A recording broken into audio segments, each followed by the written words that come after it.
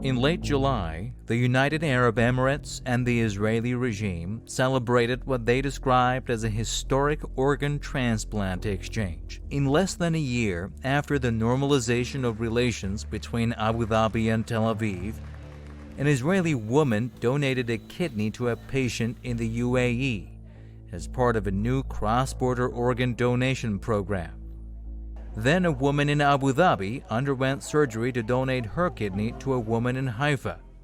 Yet, regardless of this publicity blitz, both the Emiratis and Israelis have a shady track record when it comes to organ transplant, or in better words, organ trafficking.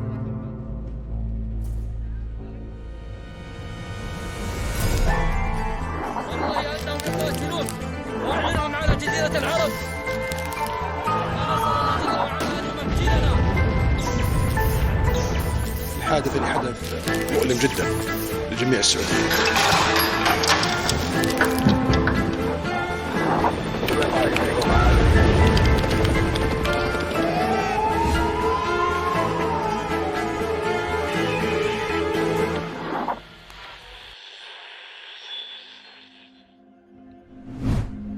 Back in 2009, New Jersey FBI agents arrested an Orthodox rabbi by the name of Levi Isaac Rosenbaum for organ trafficking. He was running for years an international web of outlaw transplant surgeons, lawyers, and kidney hunters with a focus on Israeli customers.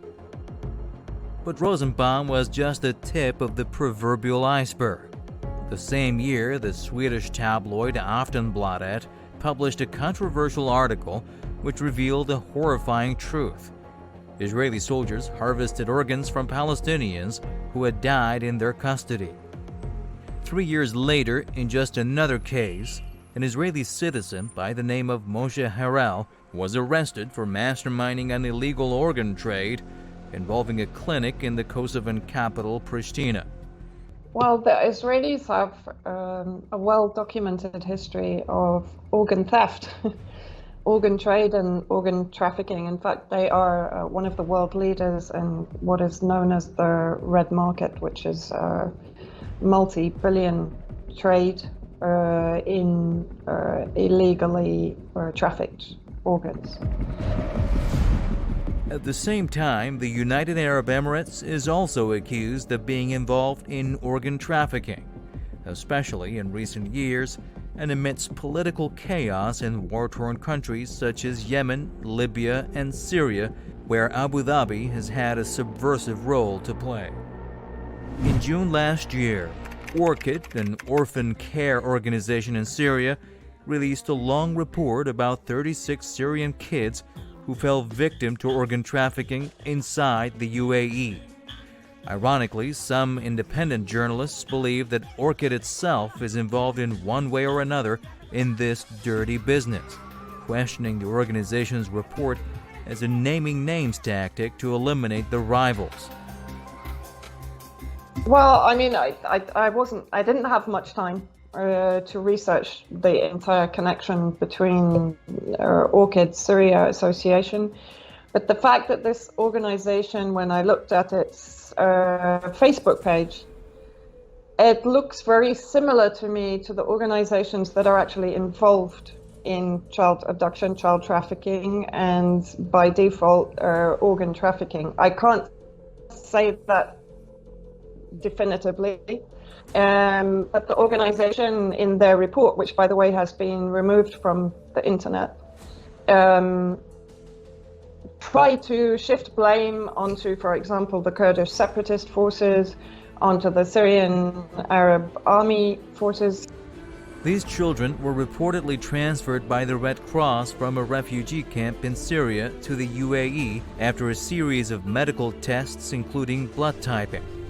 According to the same report, the Syrian Democratic Forces kidnapped a number of Syrian children from refugee camps in areas under their control in northern Syria before selling them to well-off families in the UAE.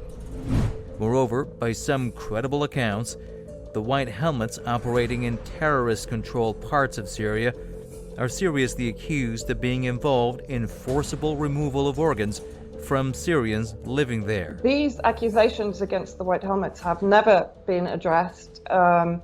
A public inquiry has never been instigated into their activities. And of course, the important point to make is that their founder, who was a former British military intelligence officer, was involved in Kosovo in 1999. He worked in Pristina under Bernard Kouchner, the founder of Médecins Sans Frontières, or Doctors Without Borders, and former French foreign minister. Now, during that time, Le Mesurier was responsible for the transformation of the Kosovo Liberation Army into the Kosovo Security Corps.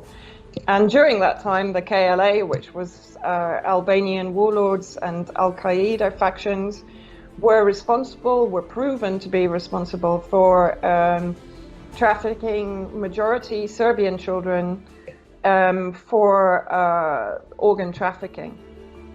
According to the director of the Russian Foundation for the Study of Democracy, Maxim Grigoriev, the White Helmets were a key element in this illegal scheme of organ removal. We learned about those incidents from the people whom we interviewed. Close ties between the White Helmets and the Emiratis raise even more suspicions about the involvement of Abu Dhabi in organ trafficking. Look, the UAE is working hand in hand with Israel, particularly in Yemen. The UAE is in charge of the torture facilities in southern Yemen, where it is carrying out some of the most heinous atrocities against Yemeni civilians through torture. I think a report came out around 2 years ago on that. The UAE also, of course, we can't forget, again, the connection to the White Helmets, because James Le Mesurier, who is the founder of the White Helmets, who was also former British military intelligence, he was working for a UK Foreign Office outreach agent at the time, or MI6 agency, I would say, at the time when he founded the White Helmets. But he also worked, for example, for Good Harbor International, which was established by Richard Clarke, the George Bush administration, who provided cover for the 9/11 events, who set up his organization in UAE. The fact is, conflicts in the Middle East have turned the region into an organ trafficking hotspot. With war raging on from Libya to Yemen to Syria, the growing population of the displaced and dispossessed, which amounts to more than 5 million, are easy prey for organ traffickers. Before the coronavirus pandemic, the red market, as it is referred to, generated between $600 million and $1.7 billion a year, according to the Washington-based think tank Global Financial Integrity. The International Organization for Migration, IOM, reported its suspicions of organ trafficking in Syria as early as 2015. Flagged as yet another hotspot for organ trafficking, Libya is another country the Emiratis have a strong presence in. The country is a hub for refugees coming from other parts of Africa who seek asylum in Europe. In both Syria and Libya, as well as in Yemen, which the same disturbing reports are coming out of, Abu Dhabi has been a bad player that accounts for much of the war, with all its concomitant sufferings. Moreover, the kafala system in the UAE, which gives employers a great degree of control over workers, increases workers' vulnerability to a wide range of exploitation, including organ trafficking. According to the U.S. Department of State, which is ironically on intimate terms with Abu Dhabi, the government of the United Arab Emirates, UAE, does not fully meet the minimum standards for the elimination of trafficking. The UAE is widely recognized as a notorious center of modern slavery, and its warming relations with a regime which has formed when it comes to organ trafficking bodes ill.